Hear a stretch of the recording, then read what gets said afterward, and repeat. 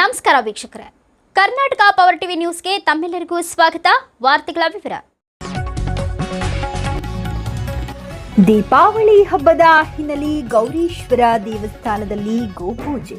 ಯಳಂದೂರು ಪಟ್ಟಣದ ಶ್ರೀ ಗೌರೀಶ್ವರ ಸ್ವಾಮಿ ದೇವಾಲಯದಲ್ಲಿ ಬಲಿಪಾಡ್ಯಮಿ ಹಬ್ಬದ ಪ್ರಯುಕ್ತ ಗೋಪೂಜೆ ಮತ್ತು ಗೌರೀಶ್ವರ ಸ್ವಾಮಿಗೆ ವಿಶೇಷ ಪೂಜೆ ಕಾರ್ಯಕ್ರಮವನ್ನು ನೆರವೇರಿಸಲಾಯಿತು. ವರದಿ ಕೆಪಿ ಪ್ರಕಾಶ್, ಯಳಂದೂರು.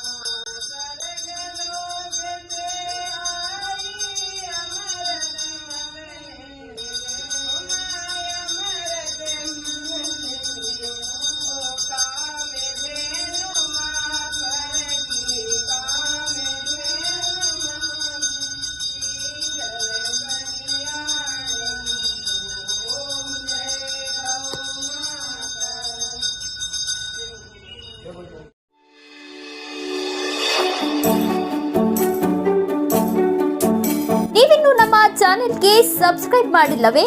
ಹಾಗಿದ್ರೆ ತಡಬೇಕೆ? ಹಿಂದೆ ಸಬ್ಸ್ಕ್ರೈಬ್ ಮಾಡಿ, ಬೆಲ್ ಐಕಾನ್ ಪ್ರೆಸ್ ಮಾಡಿ, ಶೇರ್ ಮಾಡಿ, ಕಮೆಂಟ್ ಮಾಡಿ.